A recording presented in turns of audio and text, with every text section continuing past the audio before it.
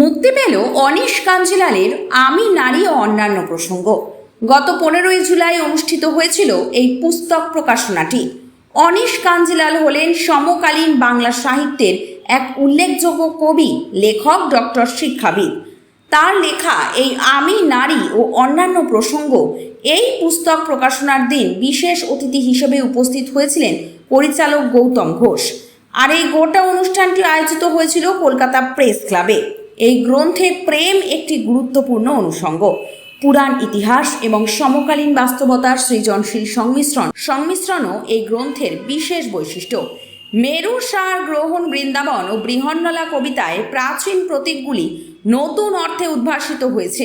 আর এই শহর ঘুমিয়ে আছে কবরে কিংবা মধ্যাহ্ন কবিতায় আধুনিক জীবনে নিঃসঙ্গতা, ক্লান্তি ও অস্তিত্ব সংকট স্পষ্ট হয়ে উঠেছে। এই প্রকার গুরুত্বপূর্ণ কিছু সামাজিক বার্তা আজকের দিনের নারীদের প্রসঙ্গে তুলে ধরেছেন অনিশবাবু তার রচিত এই গ্রন্থে।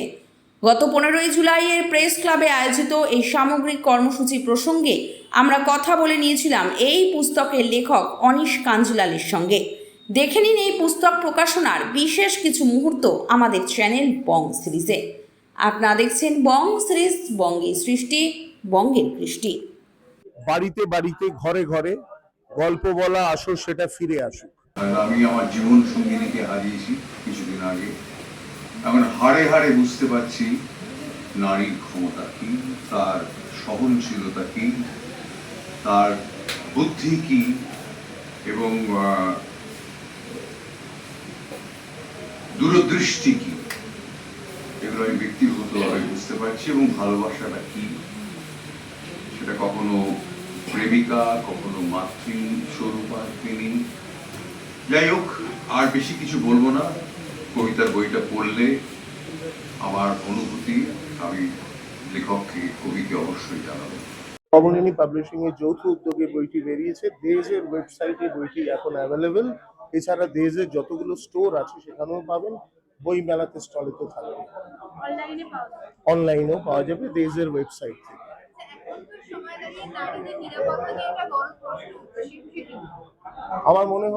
আমি মনে করি যে এই নিরাপত্তাটা যেটা রয়েছে সেটা হচ্ছে কিছুটা নারীকে দুর্গা রূপে অবতীর্ণ হতে হবে।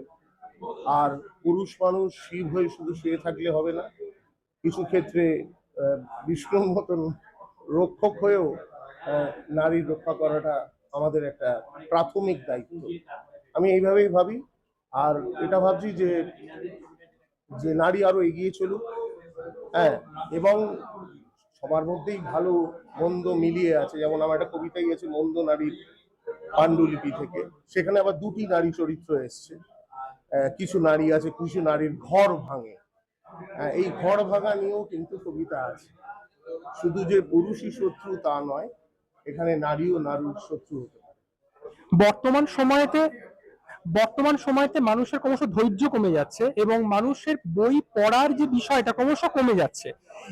এরকম একটা অবস্থাতে মানুষকে আবার বইমুখী বা মানুষকে আবার ধৈর্যতে ফিরিয়ে আনার, বই পড়া মানে তো একটা ধৈর্যের বিষয়, ধৈর্যতে ফিরিয়ে আনার প্রয়াসটা কিভাবে শুরু করা যেতে পারে বলে আপনি মনে করি বাড়িতে বাড়িতে ঘরে ঘরে গল্প বলা আসো সেটা ফিরে আসুক। আমরা যেমন ছোটবেলায় দাদু দিদিমার কাছে গল্প শুনে গল্পের প্রতি একটা আগ্রহ হয়েছে, সেইভাবে শুরু হোক।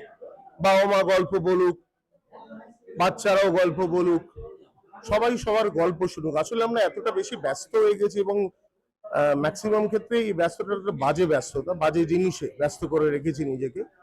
এর থেকে বেরিয়ে যদি আমরা একে অপরের সঙ্গে সময় কাটাই, গল্প বলি, তাহলে ব্যাপারটা অনেক আনন্দের হবে এবং এইভাবে গল্প বলাটা আর গল্প শোনাটা ফিরে আসবে। এটা আমার মনে হয় এটা একটা প্রাথমিক স্টেপ। তারপর ধীরে ধীরে বুক রিডিং ফিরে আসতে পারে। এবং আমি মনে করি যেহেতু পরিবর্তন সবসময় চলবে, আজ নেই বলে যে কাল আবার বই পড়ার প্রতি আগ্রহ ফিরে আসবে না, এটা আমরা বলতে পারি না।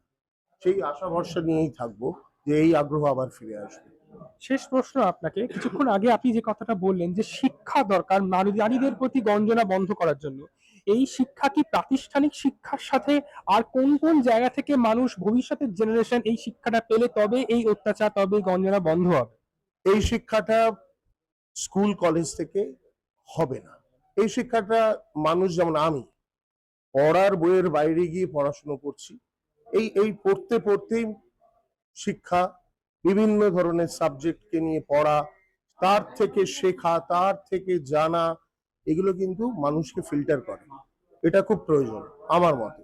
এবং আমরা সবাই মিলেই একটা প্রচেষ্টা করতে পারি, নিজেদের ঘর থেকেই শুরু হোক না কেন, যে এই ধরনের আলোচনা, এই ধরনের ভাবনা, এতে হয়তো আগামী দিনে পরিবর্তন আসতে পারে। আমি আশাবাদী।